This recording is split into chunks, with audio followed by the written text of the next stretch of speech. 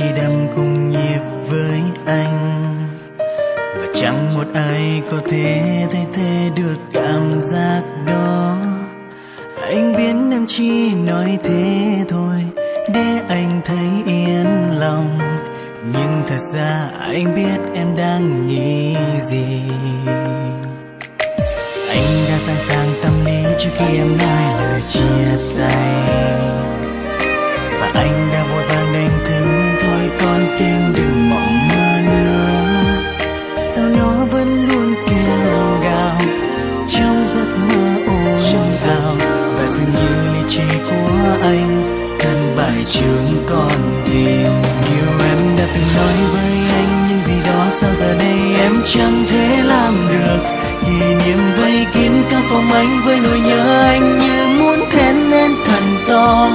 Một tình yêu sai chỗ, một khao khát lạc đường, vô tình chạm vào trong trái tim anh. Ngày mai anh sẽ đi thật xa, đi về nơi sẽ không còn thấy em trong cuộc đời, vì anh không muốn những hình ảnh cứ gửi lên bao nhiêu nhớ thương về em. Hãy cứ xem như ta là một người quen biết, vô tình lướt qua đời nhau.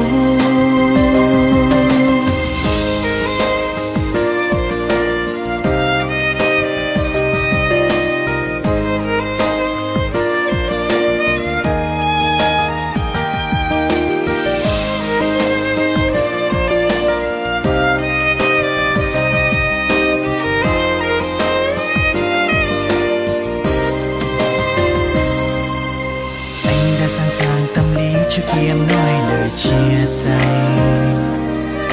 và anh đã vội vàng đánh thức thôi con tim đừng mộng mơ nữa. Sao nó vẫn luôn kêu gào trong giấc mơ ồn ào, và dường như lý trí của anh thân bại trước con tim. Nhiều em đã từng nói với anh những gì đó, sao giờ đây em chẳng thể làm được. Kỷ niệm vây kín căn phòng anh với nỗi nhớ anh như muốn thét lên thật to.